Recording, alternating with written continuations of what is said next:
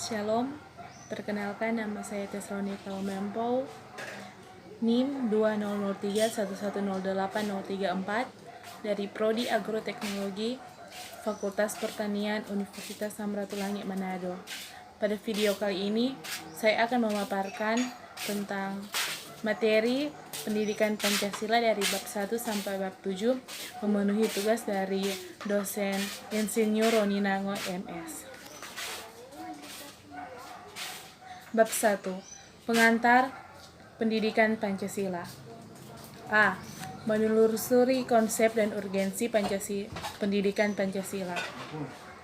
Dalam perjalanan sejarah bangsa Indonesia, sesungguhnya nilai-nilai Pancasila sebagai pandangan hidup bangsa sudah terwujud dalam kehidupan bermasyarakat sejak sebelum Pancasila terbentuk. Pancasila sebagai dasar negara dirumuskan dalam satu sistem nilai. Sejak zaman dahulu, wilayah-wilayah di Nusantara ini mempunyai beberapa nilai yang dipegang teguh oleh masyarakat. Sebagai contoh, percaya kepada Tuhan dan toleran, gotong royong, musyawarah, solidaritas atau kesetiakawanan, sosial, dan sebagainya. Manifestasi prinsip gotong royong dan solidaritas secara konkret dapat dalam bentuk pembayaran pajak yang dilakukan warga negara atau wajib pajak. Alasannya jelas bahwa gotong royong didasarkan atas semangat kebersamaan yang terwujud dalam semboyan filosofi hidup bangsa Indonesia. Berat sama dipikul, ringan sama dijinjing. Konsekuensinya pihak yang mampu harus mendukung pihak yang kurang mampu dengan menempatkan posisi pemerintah sebagai mediator untuk menyebatani kesenjangan pajak menjadi solusi untuk kesenjangan tersebut. Munculnya permasalahan yang mendera Indonesia memperlihatkan telah tergerusnya nilai-nilai Pancasila dalam kehidupan bermasyarakat, berbangsa, dan bernegara. Oleh karena itu perlu diungkapkan berbagai permasalahan di negara tercinta ini yang menunjukkan pentingnya mata kuliah pendidikan Pancasila. Pertama, masalah kesadaran perpajakan. Kesadaran perpajakan menjadi permasalahan utama bangsa, karena uang dari pajak menjadi tulang punggung pembiayaan pembangunan. Kedua, masalah korupsi. Ketiga, masalah lingkungan. Keempat, masalah disintegrasi bangsa demokrasi. Kelima, masalah dekandedansi. Keenam, masalah narkoba. Ketujuh, masalah penegakan hukum yang berkeadilan. Kedelapan, masalah terorisme. B. Menanya alasan diperbolehkannya pendidikan Pancasila. Betapa pentingnya Pancasila diselenggarakan di perguruan tinggi untuk menanamkan nilai-nilai moral Pancasila kepada generasi penerus cita-cita bangsa. Dengan demikian, pendidikan Pancasila diharapkan dapat memperkokoh modalitas akademik mahasiswa dalam berperan serta membangun pemahaman masyarakat antara lain, pertama, kesadaran gaya hidup sederhana dan cinta produk dalam negeri. Kedua, kesadaran pentingnya kelangsungan hidup generasi mendatang. Ketiga, kesadaran pentingnya semangat kesatuan persatuan. Keempat, kesadaran pentingnya norma-norma dalam pergaulan. Kelima, kesadaran pentingnya kesehatan mental bangsa. Keenam, kesadaran tentang pentingnya penegakan hukum. Ketujuh, menanamkan pentingnya kesadaran terhadap ideologi Pancasila. C. Menggali sumber historis sosiologis politik pendidikan Pancasila. Presiden Soekarno pernah mengatakan, jangan sekali-kali meninggalkan sejarah. Pernyataan tersebut dapat dimaknai bahwa sejarah mempunyai fungsi penting dalam membangun kehidupan bangsa dengan lebih bijaksana di masa depan. Melalui pendekatan ini, mahasiswa diharapkan dapat mengambil pelajaran atau hikmah dari beberapa peristiwa, baik secara nasional maupun secara bangsa-bangsa lain. Dengan pendekatan historis, Anda diharapkan sesuai dengan program studi masing-masing. Selain itu, Anda juga dapat berperan serta secara aktif dan arif dalam berbagai kehidupan berbangsa dan bernegara, serta dapat berusaha menghindari perilaku yang bernuansa mengulangi kembali kesalahan sejarah. Kedua, sumber sosiologis pendidikan Pancasila. Sosiologi dipahami sebagai ilmu tentang kehidupan antara manusia. Di dalam mengkaji antara lain latar belakang, susunan, dan pola kehidupan sosial dari berbagai golongan dan masyarakat, di samping juga mengkaji masalah-masalah sosial, perubahan dan pembaharuan dalam masyarakat. D. Membangun argumen tentang dinamika dan tantangan pendidikan Pancasila. Pertama, Dinamika pendidikan Pancasila. Sebagaimana diketahui, pendidikan Pancasila mengalami pasang surut dalam pengimplementasiannya. Apabila ditelusuri secara historis, upaya pembudayaan atau pewirasan nilai-nilai Pancasila tersebut telah secara konsisten dilakukan sejak awal kemerdekaan sampai dengan sekarang. 2. Tantangan pendidikan Pancasila. Abdul Ghani menyatakan bahwa Pancasila adalah leitmotif dan leitsar, dorongan pokok dan bintang penunjuk jalan. Tanpa adanya leitmotif dan leitsar, Pancasila ini kekuasaan negara akan menyeleweng. Oleh karena itu, segala bentuk penyelewengan itu harus dijaga dengan cara mendahulukan Pancasila dasar filsafat dan dasar normal. Mendeskripsikan esensi dan urgensi pendidikan Pancasila untuk masa depan menurut penjelasan pasal 35 ayat 3 Undang-Undang Republik Indonesia Nomor 12 Tahun 2012 tentang pendidikan tinggi. Yang dimaksud dengan mata kuliah pendidikan Pancasila adalah pendidikan untuk memberikan pemahaman dan penghayatan kepada mahasiswa mengenai ideologi bangsa Indonesia. Dengan landasan tersebut, Ditjen Dikti mengembangkan esensi materi pendidikan Pancasila yang meliputi pertama, pengantar perkuliahan pendidikan Pancasila, kedua, Pancasila dalam kajian sejarah bangsa Indonesia, ketiga, Pancasila sebagai dasar negara, keempat, Pancasila sebagai ideologi negara, kelima, Pancasila sebagai sistem filsafat, keenam, Pancasila sebagai sistem etika, dan ketujuh, Pancasila sebagai dasar nilai pengembangan ilmu negara. Bab 2. Bagaimana Pancasila dalam arus sejarah bangsa Indonesia? Menulis konsep dan urgensi Pancasila dalam arus sejarah bangsa Indonesia. Periode pengusulan dan Pancasila. Jauh sebelum periode pengusulan Pancasila, akal bakal munculnya ideologi bangsa itu diawali dengan lahirnya rasa nasionalisme yang menjadi pembuka ke pintu gerbang kemerdekaan Indonesia. Sebagaimana Anda ketahui bahwa salah seorang pengusul calon dasar negara dalam sidang BPUPKI adalah Insinyur Soekarno yang berpidato pada tanggal 1 Juni 1945. Pada hari itu, Insinyur Soekarno menyampaikan 5 butir gagasan tentang dasar negara sebagai berikut. A. Nasionalisme atau kebangsaan Indonesia. B. Internasionalisme atau perikemanusiaan. C. Mufakat dan demokrasi. D. Kesejahteraan sosial. E. Ketuhanan yang berkebudayaan. B. Menanya alasan diperlukannya Pancasila dalam kajian sejarah bangsa Indonesia. Pertama, Pancasila sebagai identitas bangsa Indonesia. Kedua, Pancasila sebagai kepribadian bangsa Indonesia. Ketiga, Pancasila sebagai pandangan hidup bangsa Indonesia. Keempat, Pancasila sebagai jiwa bangsa. Kelima, Pancasila sebagai perjanjian luhur. C. Menggali sumber historis sosiologis politis tentang Pancasila. Pertama, sumber historis Pancasila. Nilai-nilai Pancasila sudah ada dalam adat istiadat, kebudayaan, dan agama. Dia berkembang dalam kehidupan bangsa Indonesia sejak zaman kerajaan dahulu. Kedua, sumber sosiologis. Pancasila, nilai-nilai Pancasila, ketuhanan, kemanusiaan, persatuan, kerakyatan, keadilan secara sosiologis telah ada dalam masyarakat Indonesia sejak dahulu hingga sekarang. Ketiga, sumber politis.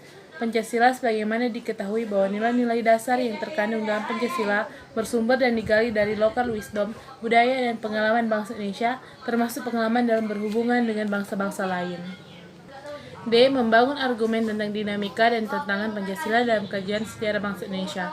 Pertama, argumen tentang dinamika Pancasila. Dalam sejarah bangsa, dinamika Pancasila memperlihatkan adanya pasang surut dalam pemahaman dan pelaksanaan nilai-nilai Pancasila. 2. Argumen tentang tantangan terhadap Pancasila dalam kehidupan berbangsa dan bernegara.